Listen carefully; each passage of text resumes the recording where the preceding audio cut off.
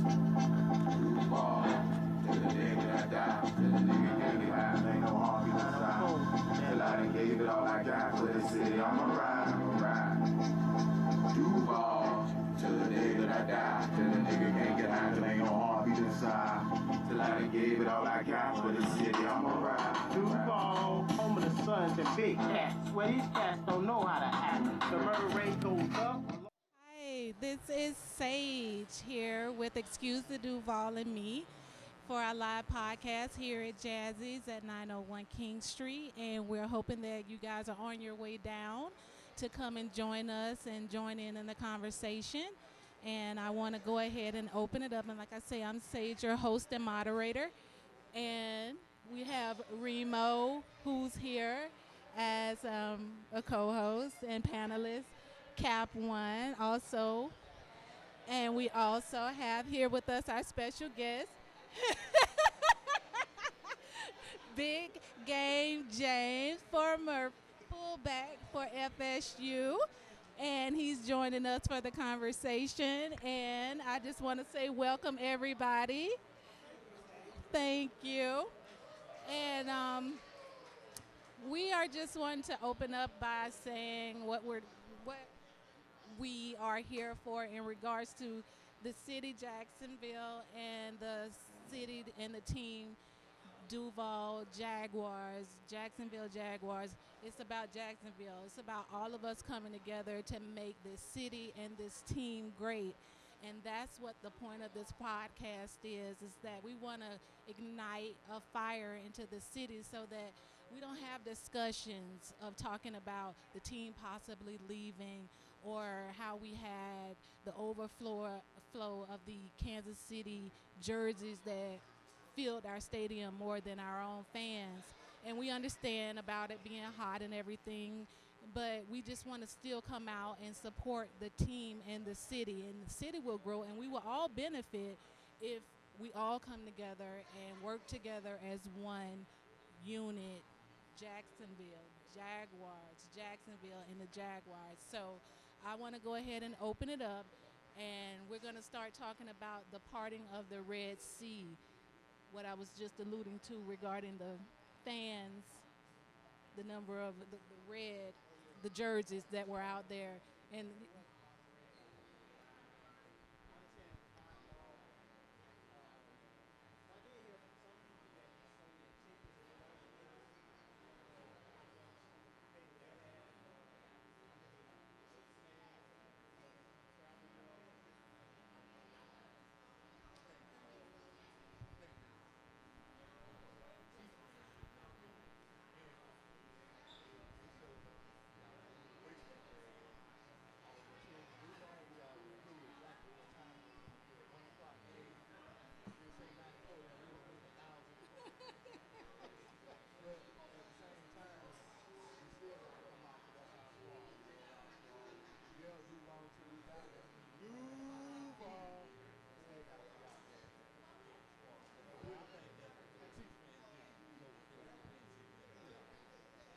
I think a big part of it is that Jacksonville, though it's been 25 years, is still a very young franchise compared to other people. So a lot of, like, so my age, I'm not that old. I'm old now according to my kids, but the team didn't really come here to 94, 95. So that means if you were like if you were born in the 80s or you're born in the 70s, you grew up a fan of other teams. And if you think about it, historically, Florida teams suck when it comes to the NFL. The Dolphins haven't been good since forever, since '84, essentially. They've had hit or miss times, but the Bucks, outside of when they won the Super Bowl, again, the Jags had already been here. So most people are fans of teams like the Cowboys, the Giants, other areas. So even Kansas City, and Florida's also a transplant state. So you've got people who come here from like I went to Starbucks, which is a place that I frequent. If you follow me, I go there every day. And I saw nothing but Kansas City Chief fans in there. And I'm asking, where'd you come from? They came from Daytona. They came from because this is, again, if they're on the East Coast or in the South, this is the closest that they're going to probably get an opportunity to see them. So that's part of it. But the other part of it comes through, we're still in a situation with this city, especially the African Americans and even the white. Like, it's the most ironic thing in the world to me. being in sports media. Everybody's boycotting or saying they're boycotting. You got white people mad that somebody's taking a knee and they're saying, you know what, I'm a boycott. I ain't going to no damn game. Then you got black people mad because Colin Kaepernick protested while he had a job, and now he ain't got no job no more because he changed he reorchestrated his contract. They say, I ain't going to no games. But all that suffered, and then all of that happened when we went to the third round of the playoffs and we were good. But also, Florida fans are spoiled in the general because FSU has been historically good. Florida's been historically good. Miami's been historically good. Georgia's had a team. They've been good. They got one championship before I was born. But bottom line is those are typically the who you're fans of. Well, yeah, I mean, right. Those are who you're fans of those college teams. So when they're winning, you go. When your pro teams suck, you don't want to go and sit in 120-degree heat index to see your team get beat to smithereens. I just have a thing that I want to say regarding that, because I'm a female who I would say came into the game and watching the game and being a participant of it and loving the game about 10 years ago, where I started actually paying attention. And when I found out that in the continental United States, there are about 20,000 cities, and out of those 20,000 cities, only 32 teams. And we are one of those 32 teams. You cannot tell me that we don't benefit from having an NFL team here, not as much as we should. And I know that they're making changes, and trying to bring business here and con and different people. Yes, and I understand they're trying to expand that, but we want how, like, other owners want to participate and be here. We have to bring those kind of businesses here. We don't have a hotel for a billionaire to stay in. That's why he has to stay on his boat. We don't have the businesses here, but like how Seattle and with ports and different things like that, we should be able to have those kind of things coming into the city to draw a bigger market to the media, and then we would all benefit because businesses are coming here, but we also want those businesses to also do business with black people as well, with the African American community. We don't want to be left out of the growth that's about to hit this city. But for it to be 32 teams only here, with the NFL, I just really believe that we need to really get behind that team. I don't know how old the viewers are watching, but I remember when in the 80s when my dad had the banner for the Jacksonville Bulls up on our wall.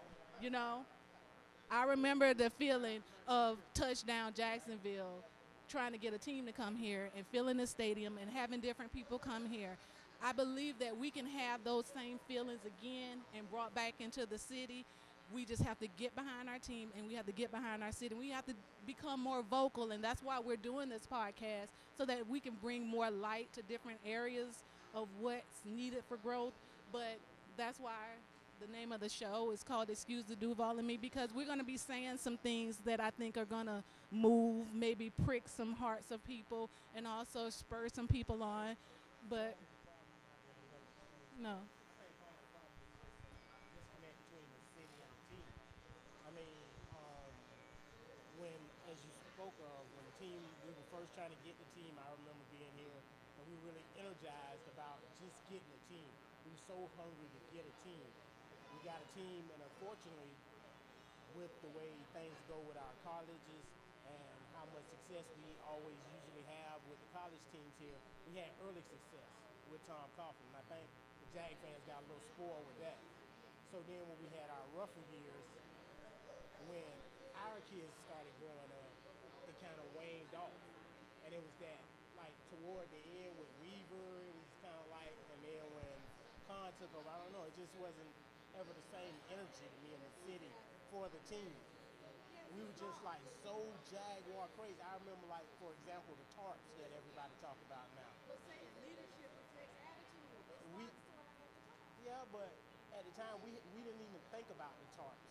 That wasn't even a question. We always had more seats than anybody. It wasn't even a question of, and we tore down hard the Gator Bowl and actually cut our attendance the capacity that we could have in the stadium.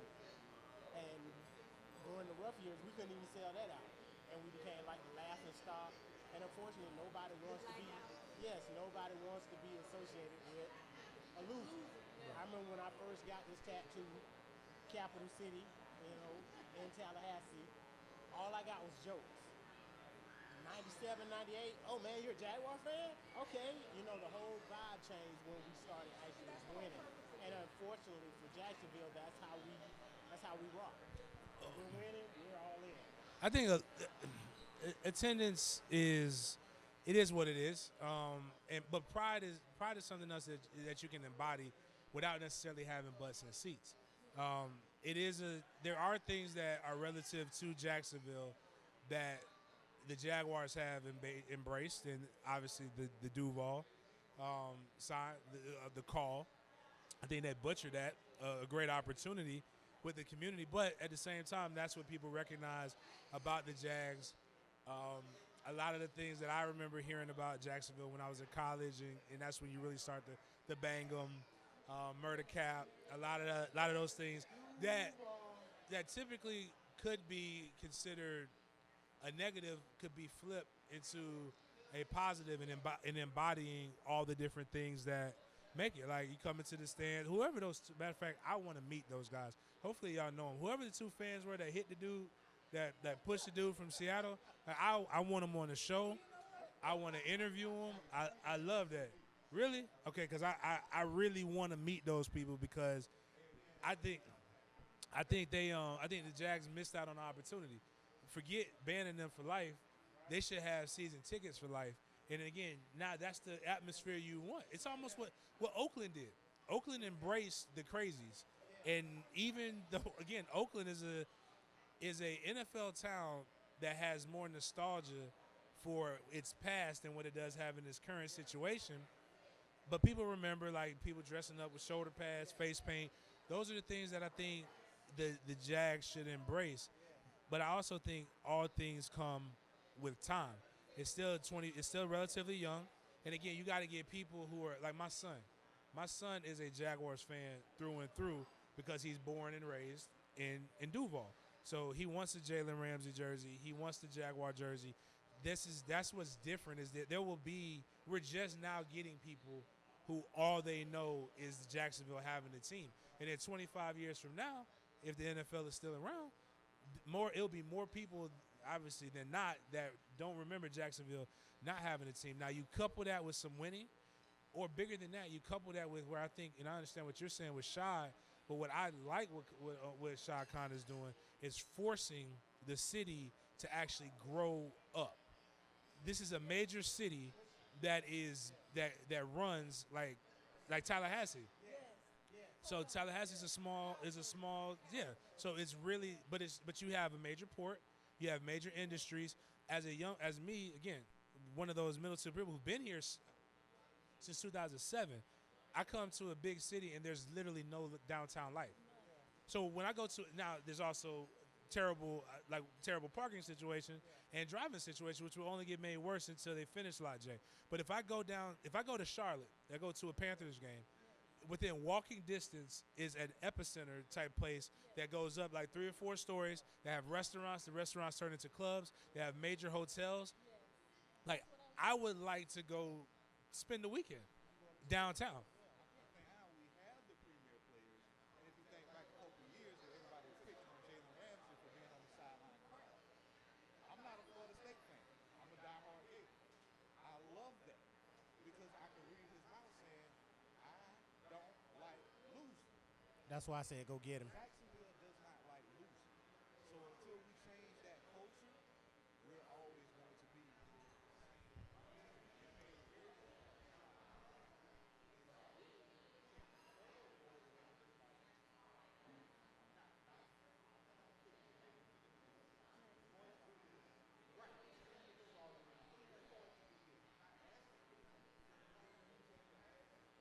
It won't get done.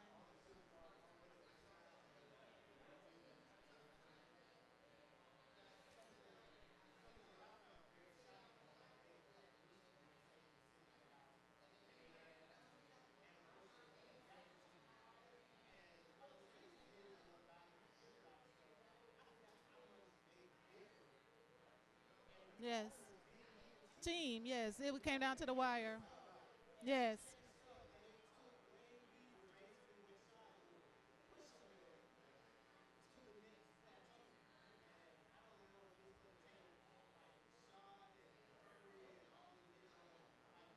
Accord. They're gonna get it done with Curry. They're gonna get it done with Curry.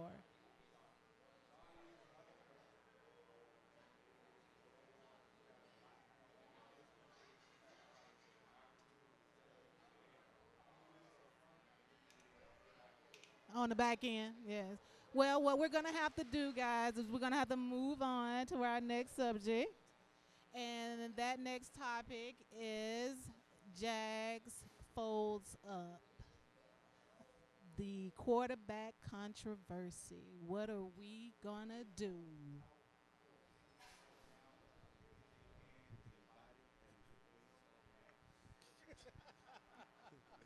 prior to the season.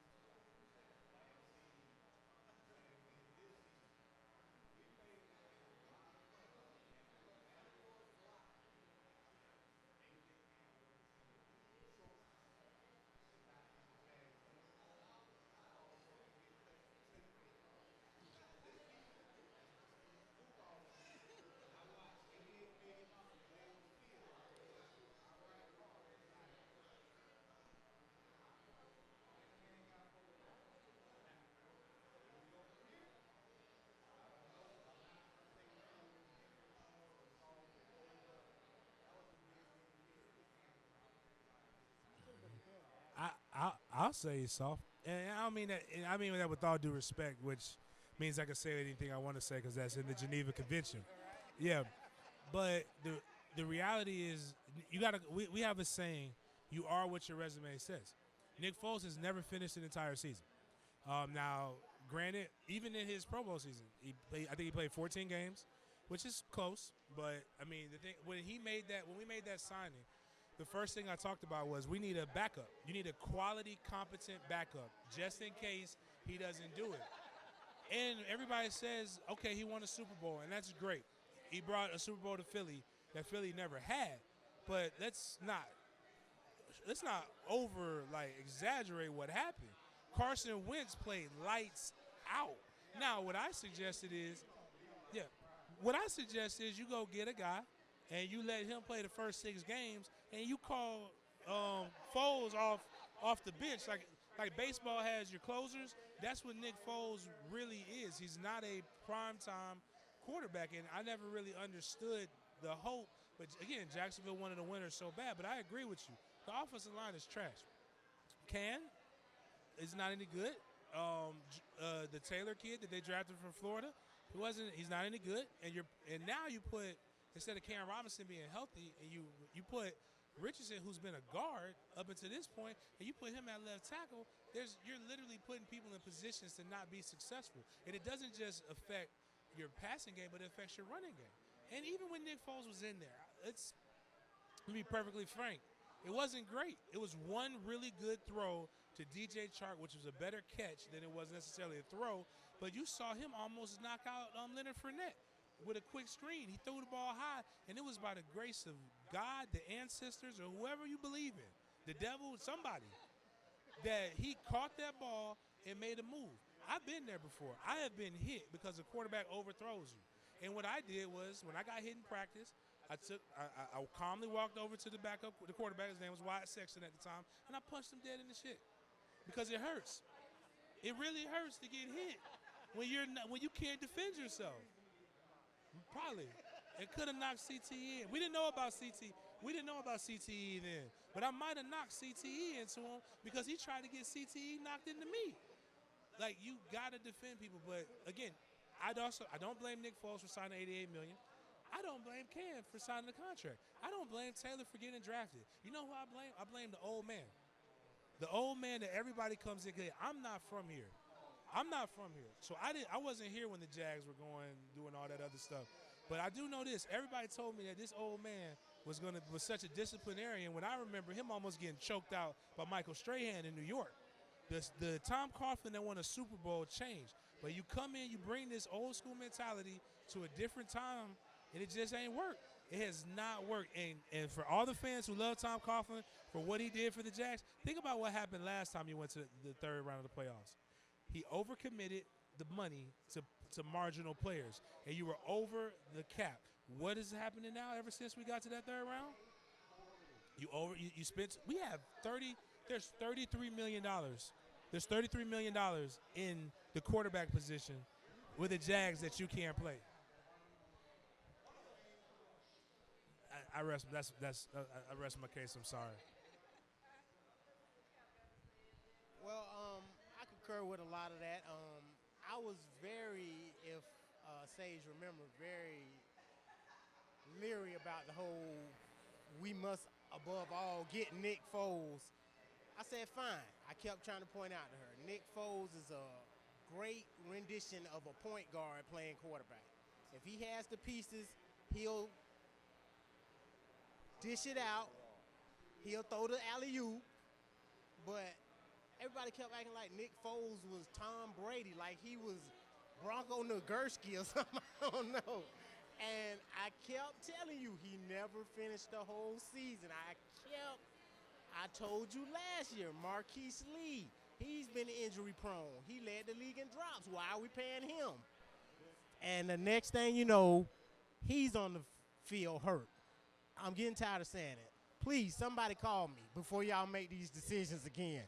I'm here for you. But at the same time, the only thing, like I was saying with Nick Foles, if in fact we have a competent offensive line standing in front of him, he's still standing up. So it's kind of like I got to go back to the front office, because the front office has to know, hey, here's a guy that has never completed a full NFL season. Here's a guy that if we keep him on the field, keep the parts around him, he is a game manager, and he can give us a chance. And then we don't put any protection in front of him.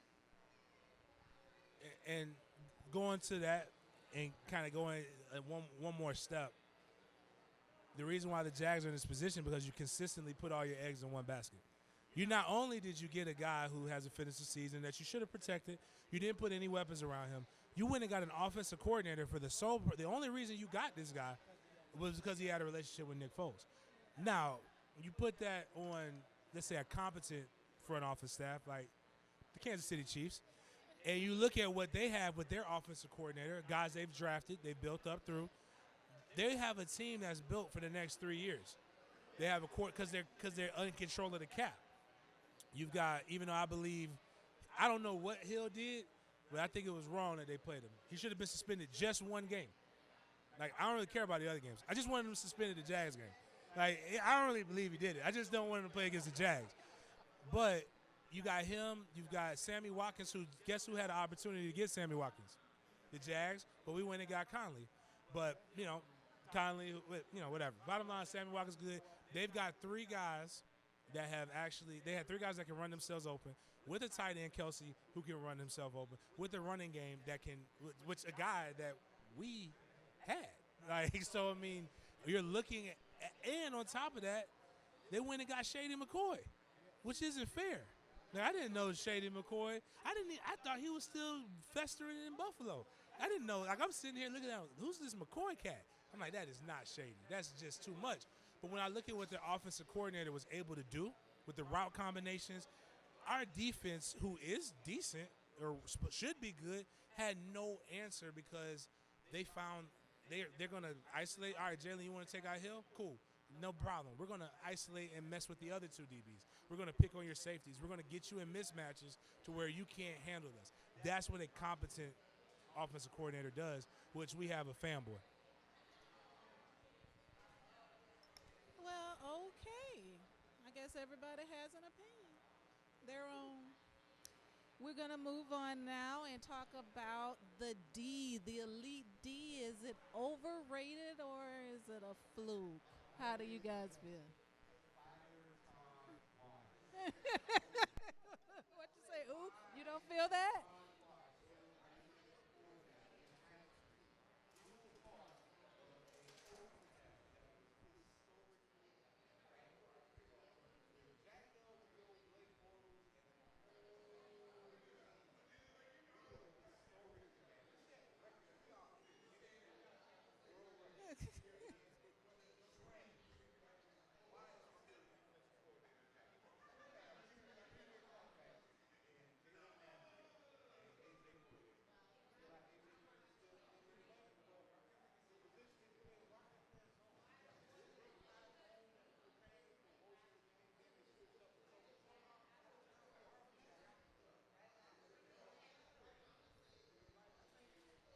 Four plays that we went straight man up throughout the entire game. And yeah, Kansas City is a powerhouse, but we're an elite defense. We have the talent on defense. I think the packages and the sets they're in is just it's not playing to what they can do. Are we really that elite though? See, y'all, I think a lot of people are getting caught up in the whole playoff run. You gotta remember that's not the same defense. We don't have Malik Jackson. Marcel Darius, for whatever reason, didn't play a lot of snaps. I believe your boy Taven Bryant, we don't even talk about that. Gator. Yeah. And unfortunately, my boy, Telvin Smith, left us out to dry kind of at the linebacker position. I mean, we got two new safeties. I mean, well, Rodney Harrison was here last year, but two new starters at safety. Are we that elite, or are we a new defense, and we're going to have to see really where they are maybe around November-ish? I agree with you to a point, but we still have the cornerstone there. That secondary outside of Ronnie Harrison, they're still there with Jalen, with AJ. That defensive line, I was okay with Marcel not playing much because with Ngakwe on one side and they were bringing Josh Allen in, they were kind of interchanging. I could see they were trying the speed to get to Mahomes. It wasn't really a power thing or let's clog up this middle. No, we got to get back in there. We got to touch this thing. So I understood where they were coming from, and the cornerstone, the very essence of that defense is still there. But those packages, there's no reason for us to be in zone for an entire game. Where I think Todd Wash would argue with you, though. Don't forget Sammy Watkins has great speed. Talk about Tariq Hill, that's a nightmare. Kelsey, you want us to man up all game. I don't want you to play zone all game. Obviously, the zone ain't working. You got to mix it in, though, I think. Is the defense elite? There are facets of it that have the ability to be elite. But even in the 17 run, let's talk about the defense. You had elite, above elite D-line play. Calais had never played up to that level ever. He's good, but they had three in the first 5 games. They had 5 interception games and 2 10-sack games. When you're getting that kind of pressure, like, everything's going to look good. So the D-line, a dominant front four, protect your weak linebackers. Even when Telvin was there, it wasn't a really great year. I think Paz's only job was to make sure to make sure Miles Jack and Telvin lined up correctly. I believe that's the only thing, because he was not any good.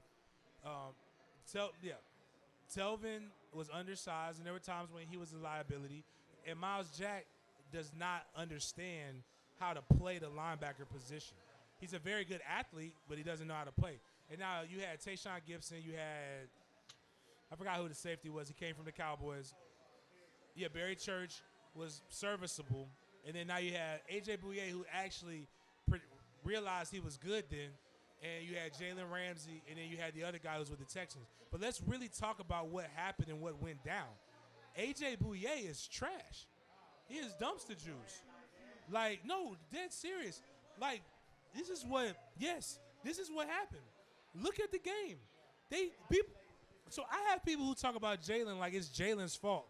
Jalen took away his guy. Now, granted, he got hurt, but I don't know what happened. But when he wasn't hurt, he wasn't doing anything. They literally found where A.J. Bouye was and just threw it. Sammy Watkins was like 7 for 175 yards in a half against an all-pro, somebody that Pro Football Focus said was a top 10 corner. Yeah, that's just not supposed to happen. Miles Jack can't cover the tight end. Travis Kelce abused him. I am of the belief that the only reason Miles Jack threw a punch was because he couldn't take it anymore. He's like, this guy, I just got paid all this money. If I don't get out of this game, coach won't take me out the game. I'm going to take myself out the game by doing something so stupid, by throwing a punch and then getting mad and throwing all these theatrics. Because Travis Kelce was cooking him. I'm sorry, it's a man's game. And you was getting the business given to you. And when you have a corner, we used to call it find a duck. You find the duck and you make the duck have a long day. And that's literally all KC did. And I mean, Ty Wash can only call situations. The first touchdown they scored, Ty Wash had it dialed up perfectly. All Ronnie had to do was make the damn tackle. He was in position to make the tackle. He just missed it. And then next thing you know, it was off to the races. And there ain't a lot of good defensive calls for guys who can't tackle and can't cover. You can call whatever you want to call, and that's just the reality.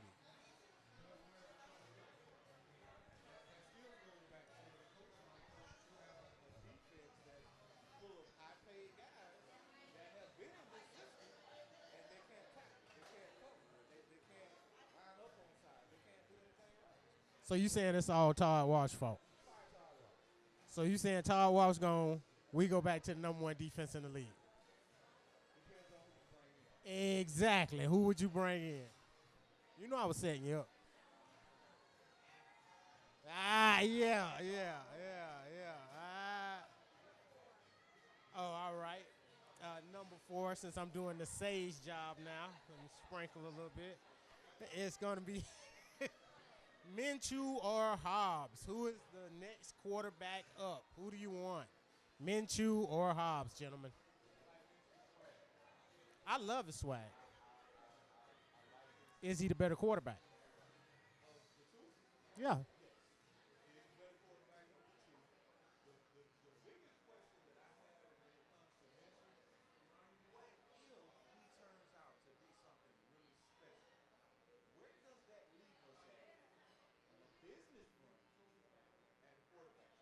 Man, I am so tired of y'all talking about Minshew because he got picked in the 6th round finna be the Jaguar Tom Brady. Listen, he had a great game, record-setting game. Let's remember, they were not expecting Minshew. They haven't practiced, prepared for him. Let's see what he does against J.J. Watt and everybody the rest of the year before we anoint him something special.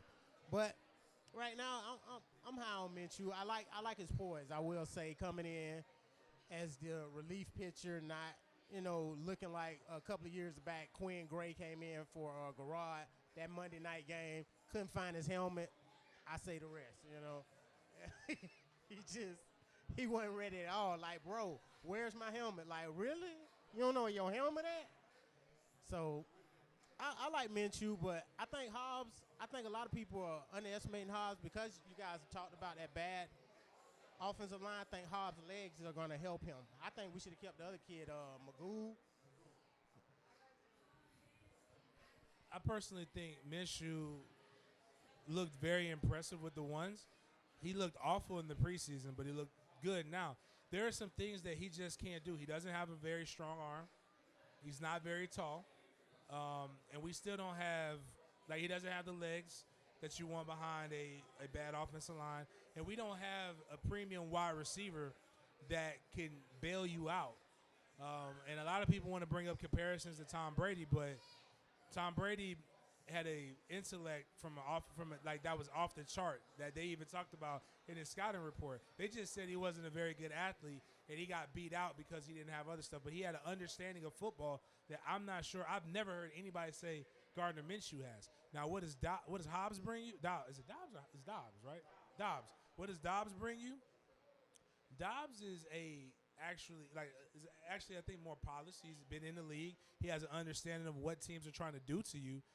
I personally believe this is where the front office is being reactionary as opposed to what they should have been as proactive. He should have been in training camp off rip or somebody like him. Personally, what I've said, now granted, I don't think he would take it because I don't really know if he really wants to play football the way he likes to say he wants to play football.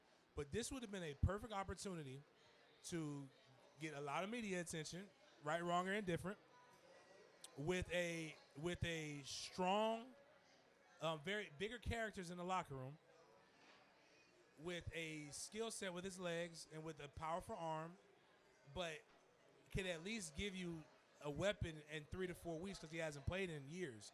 But I would have actually kicked the tires on Cap. And I'm not saying it from like, I'm gonna say something that's, I understand the game and I cover sports full time. I'm not an emotional guy. That's something that I'm gonna have to work on one day. So I also fully understand what Cap is. Cap has done a great job the last 3 years. Before that, he was a terrible person. But right now, he is really on point, pushing the cause forward. Cap's not in the league not because he knelt. Cap is not in the league because he decided that he wanted to opt out of his contract that was going to give him $20 million because he wanted to be a starter in the NFL, and it did not work for him. It was a gamble, but it helped with the cause, and Nike gave him $20 million and a whole bunch of other stuff that makes me not feel sorry for him not being in the league. He got money. I ain't got $20 million. So, but I think that this would have been a perfect opportunity, and where what you're talking about, where we as the African-American community could come in and show that we're more viable, is that if we're buying tickets, like the 35% of the population in Jacksonville states, it would have been a no-brainer. What they're afraid of is that the people who aren't going to buy tickets, like, so what happens is in a boycott, a vacuum is created and somebody has to fill the void. So if we're filling the void and they're looking in the stands and they're like, wait a minute, it's a little more colorful than it was before, and I'm not talking about the red. I wonder what's going to happen if we sign this the mulatto quarterback, and then jersey sales go up and the things like that. But, and I'm not saying he's the end-all be-all, because you still need a person, because Cap was struggling when he was in his last years in San Francisco. But what I am saying is he's better than Gardner Minshew. You can't tell me that there are 64 better quarterbacks in the NFL. That's the number one and number two. There's not 64 better. You can argue with me 36, but it ain't 64.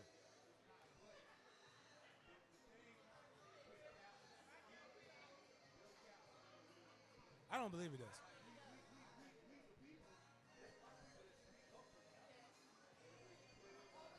I'm going to tell you why I don't think he wants to play. Hold on.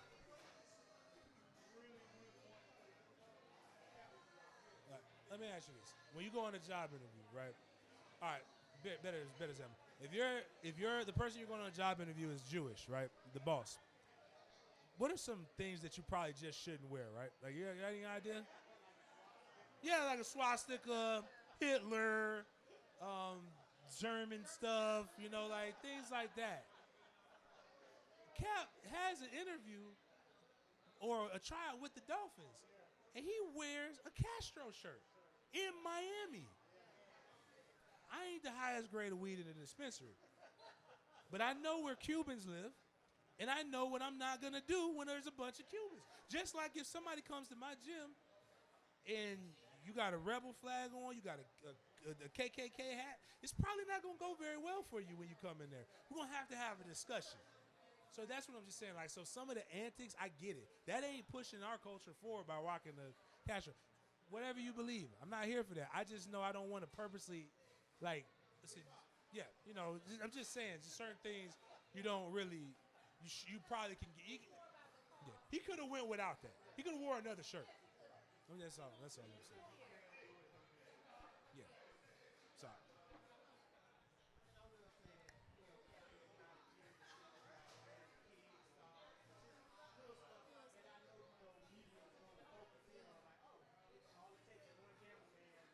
But he was shining light on subjects and topics that he felt needed a light to be shined on.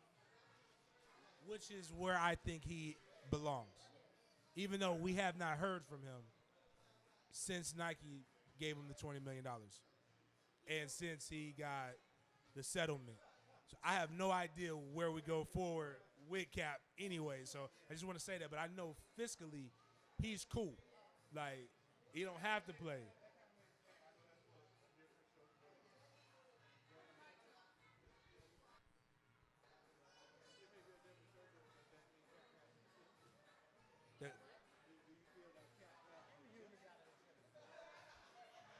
Yes. Like, all right. I'm not gonna like. I want Jay-Z help, like what everybody's doing with Jay-Z right now. I ain't gonna go that far with it, but what I am gonna say is there's a couple things that just for common sense.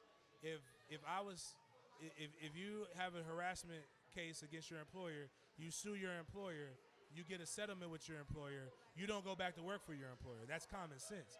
If you're really boycotting the NFL and we're encouraging everybody to boycott the NFL, we have to understand how marketing works. I was telling you guys a little bit on a small scale with radio.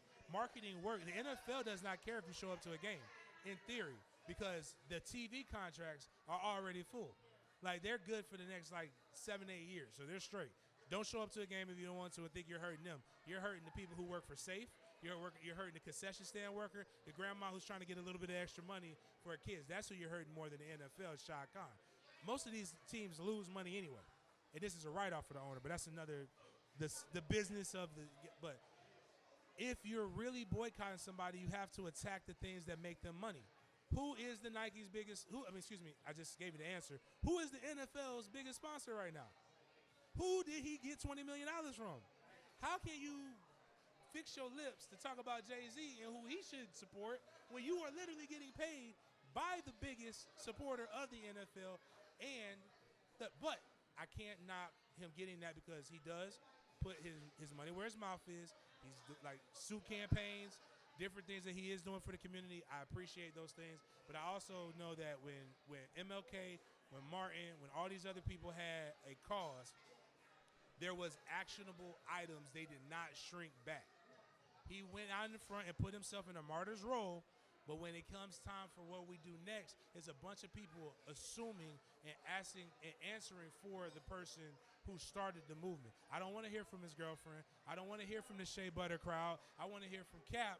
What is the next thing we could do? Because if we don't have that, that's where, a vacuum is created, a void is created, and somebody has to step up, i.e. Sean Carter comes in and does this and whatever. But bottom line is, I wish Cap was ready and could be prepared. It's going to be Minshew next week, and Dobbs and Minshew are probably going to compete until Foles comes back.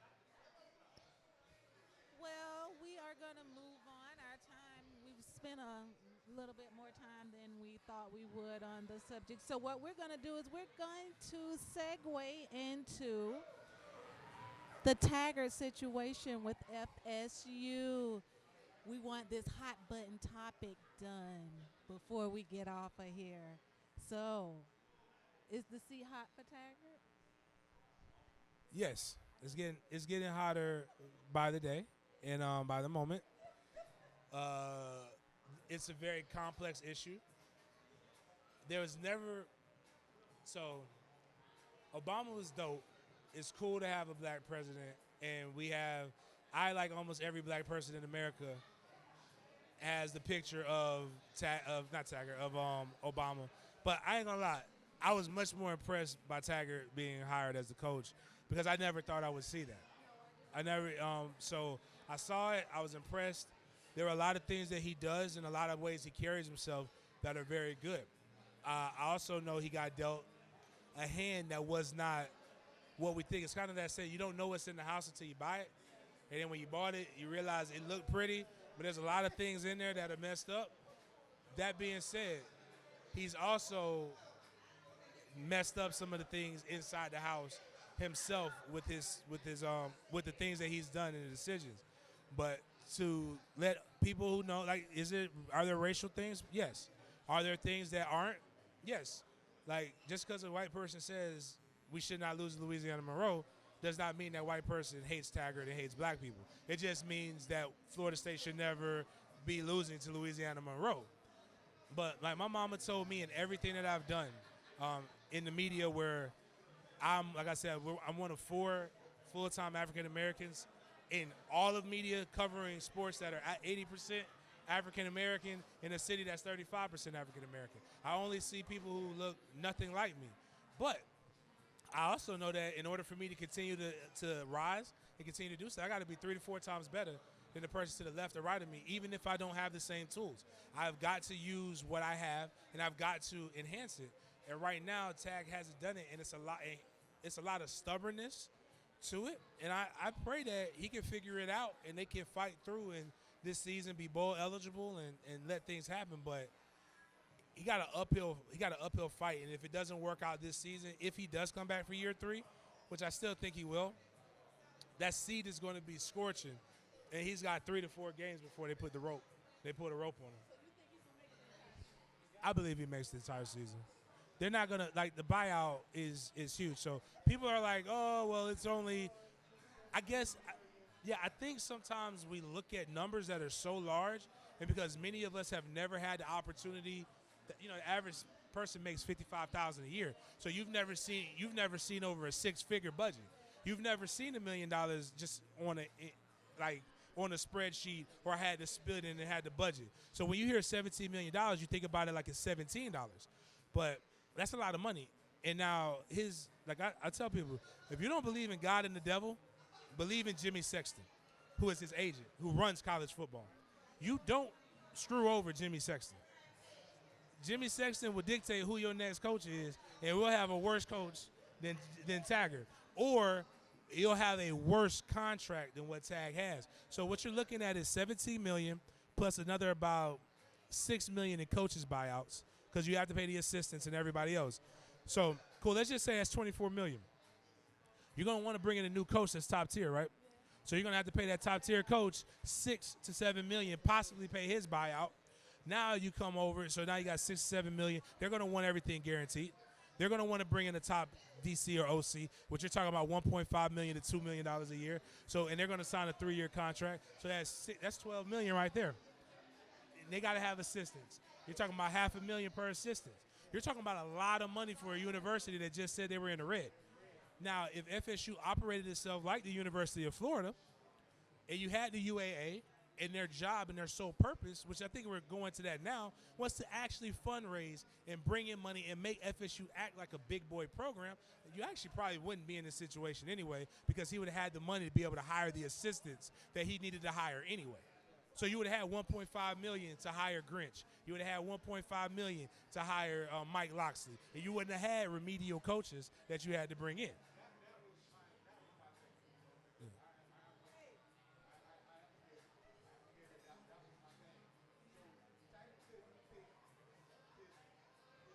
No, he can pick. But here's the thing. If you come to me, right, like let's say this show right here, you're like, James, we want you to leave where you're at right now, and we want you to come work this show, and we're going to put together a package for you. So you tell me, all right, you find out what I make. You find out I make $25,000 or something at the show that I'm at. Okay, we'll pay you $35,000. Now the station's like, cool, I'll just pay you, I'll just match that. And it's easier to stick with the devil that you know than the devil that you don't know. What you got to do is when you want the best, like to quote Omar from The Wire, when you aim at the king, you best not miss. You got to shoot for $1 million. $1 million gets you Alex Grinch, who's at Oklahoma right now. It gets you Jimmy Lake, who's at Washington. It gets you Jim Leonard, who's at Wisconsin. Guys who are still considered some of the best defensive minds. But you go there lowballing, and you can't get it. So Tag, for example, Harlan Barnett was the 5th choice. Yeah, that was the first choice. Oregon wanted to win. They overpaid the assistants to stay. Like, I ain't just talking about money. They did some next level stuff. I'm talking about Nike stock. These boys got $500,000 in Nike stock.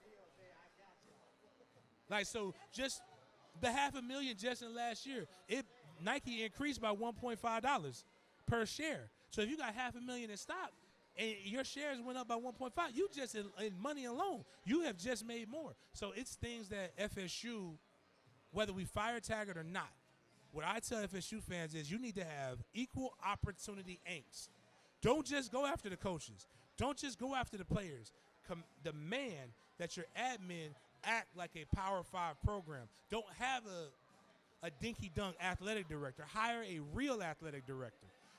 Like when the president leaves, hire a president whose number one focus is to make sure that our football program is good. And those are the things that you do. Right now, the blessing and the curse of FSU is Bowden. He did everything with little, and everybody praises what he did without recognizing that he made chicken salad out of chicken-ish. And just because he did that does not mean the next person needs to do it. We got to come into the 21st century.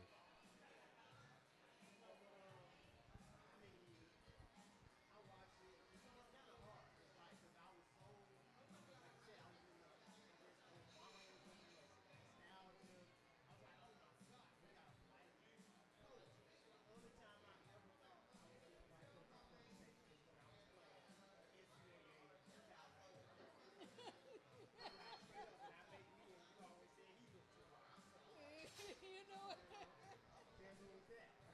were you on that one?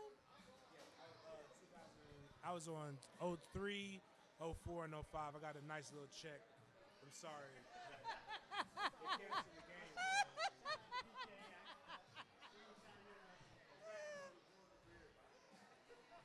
Well, we.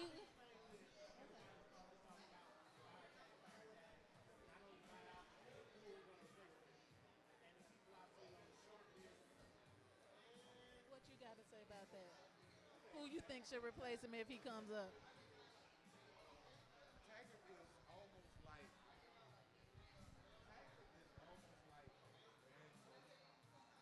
Gogh is loyal to a fault. And I could go for that. I could go for that because they're so loyal that it really hurts them. Taggart right now can come out and that offensive coordinator, that defensive coordinator can always have jobs in Florida State. And the seat is still hot, but it's not as hot as it is. Yeah, he needs to fire the defense, and that should have happened. But the problem, again, what happened was, it's not that he had the replacements. We just didn't cough up the money. We had a guy, Jimmy Lake, who was really interested in coming, but we decided not to pay him.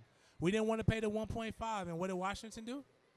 Washington paid him to keep him, and it's the haves and the have-nots. You can't talk about we have the money to buy out a coach, but be cheap when it comes to letting that coach make the decisions that he needs to make. Because if we had the bread to buy him out, then we had the bread to buy Harlan Barnett out, which costs you $3 million, and bring in a new guy. Like, all the changes that FSU made in the offseason were on one side of the ball, and that's not the side of the ball we're talking about. So imagine if we'd have made those changes on the defensive side of the ball. But there's some other things that are going on. They're running a defense that's foreign to FSU, a 3-4 look. And I have no idea, but I know this, is that, again, stubbornness and not having all the tools are going to probably end something that started off with so much hope. But, all good things come to an end. Even Bobby had to get fired, so.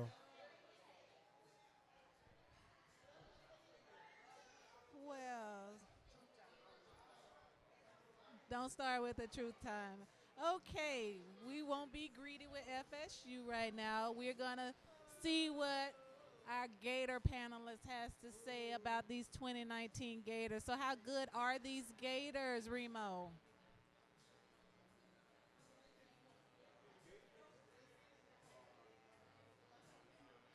Okay team. They're okay.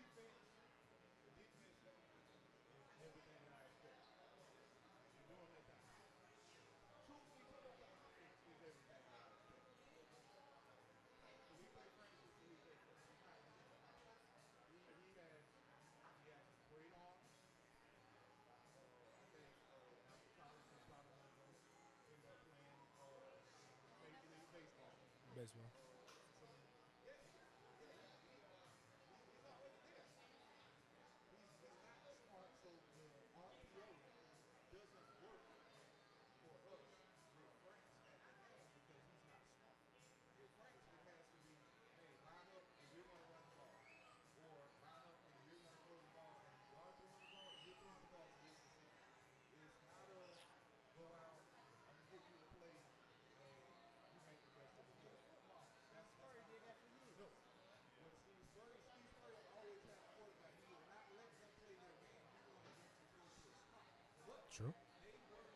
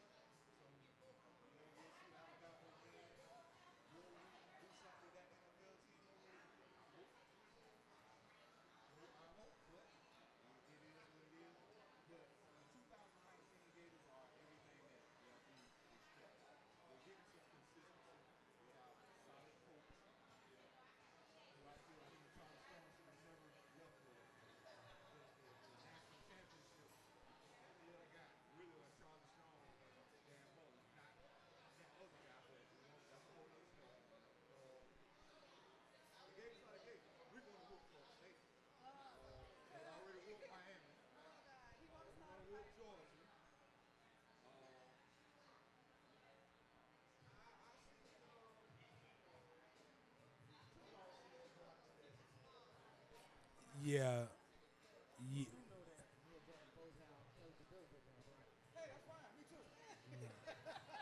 I mean, I agree with you. They're good. I think the problem with Florida fans, much like Miami fans, is that when you get something good, you go immediately over the top. Because we've been here before. We were here with Champ. Remember Champ won 10 games, and then he went 4-8, and then he had a little bit better than he, but what's Teeth name? The coach was it McElwain? Yeah, McElwain. McElwain went to the SEC East Championship 2 years in a row. But I mean, it,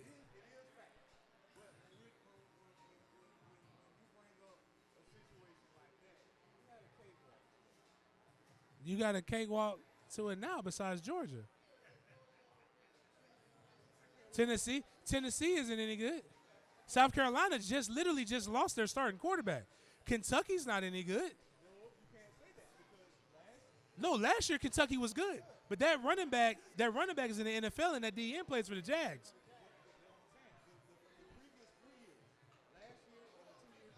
Right.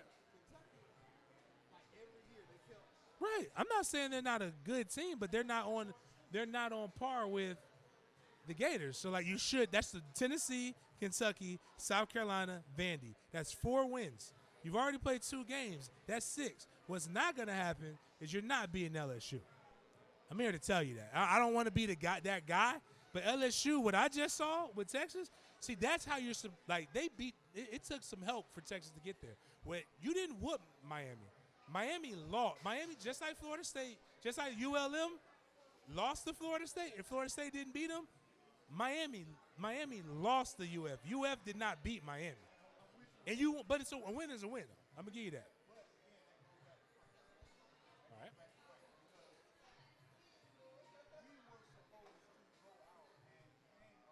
I thought so too.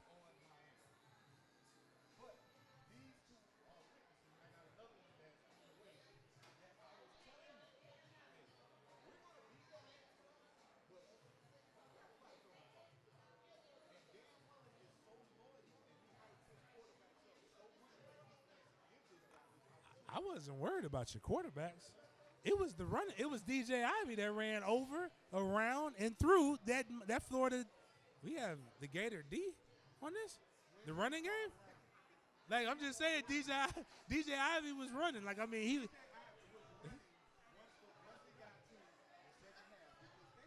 Did Miami jump like 14 on y'all?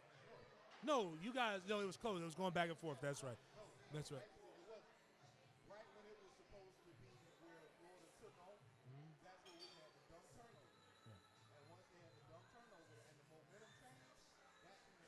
I'd I'd argue that Florida should have this.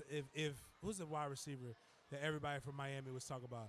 If he didn't have the worst game ever, like where he fumbled, where he muffed the punt, and the number one corner where he literally had him dead to rights in the end zone and dropped the pass, like that Miami would have won that game. And that's just again, I hate Miami as equally as I hate Florida. So it really doesn't. In a perfect world, you both would have lost, but it couldn't happen. So I went into that game thinking, man, Florida is going to beat them so bad because Dan Mullen because Florida had a better team on paper and a better coaching staff. Manny Alberto Diaz was a part of the problem at Miami.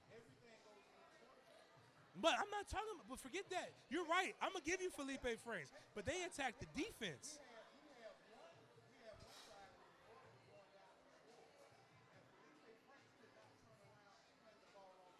That's true. That happened.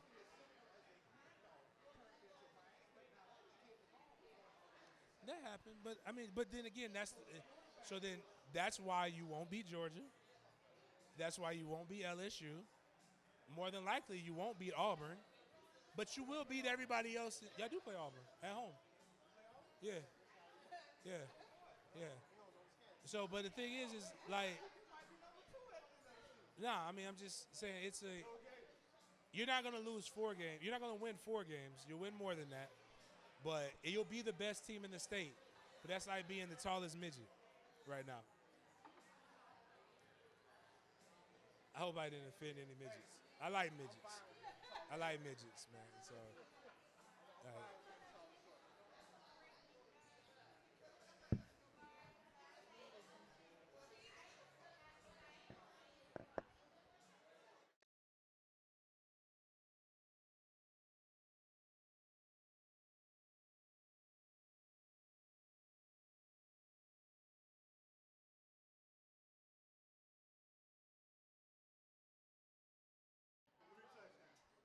Okay, we are coming back, you guys. Excuse the Duval is back. We're gonna come back with our final question and topic of the evening, and then we'll go ahead and wrap it up for this Tuesday. I told you, boy, I run with some hard knocks, boy. Y'all Deep, ready, boy. guys? Yes, Houston ma'am. is coming up for the Jaguars. Houston. Ooh, J.J. Watt. Man, listen, we got to see that man, Mama. Deshaun Watson. Watson. That man went, what, 20 What y'all for gonna do? What- 30, 300 yards, ran 4 times, 40-yard touchdown, 3 touchdown, 1 pick. We got a quick guess here. Our We in trouble. friend Jahari. Who I you think got, we're a Jahari? 9-point dog I right like, now. I like the Jaguars, man. All we got to do is rush the passer, man. And y'all boys will do good. That secondary, legendary. Y'all know that. Okay. Y'all got the edge rush. Y'all got the advantage. Yeah. Get to them. Make it happen. Yeah, it does. It sounds wonderful. But, you know we got a rookie quarterback, right? Yeah. That's what I keep saying, bro. Let him run around, bro. But, hey. I watched Houston should have beat an arguably much better offensive team than the Jags are with the New Orleans Saints. It took a 59-yard field goal for them to win that. I was sitting there watching it on radio. We probably got our mute button hit a couple times because we probably said some things that we probably weren't supposed to say. But that's why you don't watch a football game live on radio, on air. And your partner, I played for New Orleans, and my partner is a Saints fan, so it was kind of like, well, I'm not a Saints fan. They just wrote a check for me. But at the same time, okay, I kind of like them. I like Drew Brees. We don't have Drew Brees. They're short. Similarities are short. People say that they have weak arms, but that's about where all the similarities end. They have Jared Cook. They have wide receivers that are competent, that can run routes. I like our wide receivers personally. No offense. Just football-wise, I don't know what you guys can do yet. Going up against the Texans, who have a dynamic quarterback again, second week in a row. They have a wide receiver who has, outside of last week, he had 3 drops in one game, but the previous season he had 3 drops all season. He can run himself open. They've got a tight end. They've got a running back that's actually running the ball with Carlos Hyde. Some of you Jaguar fans might remember him. We used a 5th-round pick for him, and he did nothing for us, and now he did everything for the Texans yesterday. And on top of that, the defense. J.J. Watt is still J.J. Watt. Whitney Merciless is who he is. Their secondary is playing very well. I am terrified. I am mortified. I have no idea what to tell you to give you hope. Besides, yeah, Jalen Ramsey can only do something, so much. If Marcel Darius doesn't play, and we have to rely on Taven Bryan, I call him can't get right. I call him a lot of other things too, but can't get right is what's more, PC. So I'm a diehard Gator fan, and I co-sign to what this Florida State fan is saying right now. It's just, again, if they can get, so this is the lineup. This is what needs to be. So if Yannick Ngakoue, Avery Jones, and Marcel Darius, Calais Campbell, and Josh Allen, if that's your front 4, you have a chance. Your linebacker, there is no hope. You just need your front 4 to be so good that people forget that those 2 guys even exist. And you put 5 DBs out there, and you pray that Ronnie Harrison, who's from Tallahassee, went to my high school, grows up and becomes an NFL player, plays like the Bama player he is. And you got to hope that that's not AJ. Like, because whatever that was, I know y'all seen it, but I don't know if everybody else. Space Jam, right? You remember Space Jam, right? Space Jam, the guys were going around, living their best life. and then they met the aliens, and the aliens zapped their powers, and they felt like they looked like the NBA players. But when they went to go do NBA things, like, or not even NBA things, like basketball-ish things, like dribble it, they couldn't do any of that. It's like AJ was attacked by the Monstars, and he looked like a cornerback, but he just don't know, like in his brain, what cornerback things do. So that's what scares me. But I think Houston by 2 touchdowns. Man, I watched Deshaun Watson put on one of the most awesome shows I've seen in football Sunday night. And if it was not for Drew Brees in New Orleans, he wins that game. The man ran the ball, the man threw the ball. Hell, I think I seen him in the secondary playing cover 2 a couple times. Like, the man did everything. He really did everything. I'm terrified of Deshaun Watson. Someone else that the Jaguars should have had, along with Patrick Mahomes, but that's a whole nother show. I agree with him. I'm taking Houston by 2 touchdowns with what I saw on Sunday night, and Okay, yeah, that's what it is. You've been drinking too much of what's in that cup, man. It ain't no way we losing by no 14 to no Houston. I'm going to be the one to call it. Jags by 3, late field goal. And I'm going to tell you why. With all that, and I am scared of Deshaun Watson. He had a great game. That man took 11 hits, 6 for sacks, 5 he got touched. Saxonville lives again. 3 points. We taking that to the house. And y'all can mark it here. If you got some money, go to Vegas. I told them about the Seahawks. They didn't listen. If you got some money, go to Vegas. Jaguars by 3. They're a 9-point dog. I'm giving it to y'all. where do we make up for it? I'm telling you where the D plays lights out. Man, listen, everybody been giving it to us all week. You don't think the secondary been hearing that? I think D-Hop gonna be the the wash. secondary has heard that, and in all honesty, I believe that Jalen is going to bounce back with a really great game. I think that the D-line, everybody on the D-line is going to bounce back with a really great game. I think. Now we need to leave Tate Bryant at the house. I think the Taven Bryant. Matter of fact, he come over there and cut bread for me at the job. Yeah, actually, he really don't even need a Jaguars uniform on, and I'm totally with you on that. I'm totally with you on that. But the rest of the D-line, with Allen, Calais, and Ngakoue, I really feel like everybody's going to show up and do their job, and it's going to be a competitive game, but I really don't see us going 4 quarters and being able to withstand that, because now let's keep in mind, we still don't know what Gardner Minshew is going to bring us. We're hoping that he's going to come out and still have a nice game to just keep us treading water. But if Gardner Minshew comes out and he doesn't have a game where he's playing above his head, now we're back totally on the defense, and you get tired. Until November, that's who it's on. That's what it's about. It's Saxonville, right? It's about the defense. If Gardner Minshew is allowed to throw the ball maybe 20 times a game, we good. If he has to throw the ball more than that, we in trouble. If Leonard Fournette, I'm gonna hope that the O-line can come together with some kind of cohesion between now and then, with all the parts moving around and people being hurt.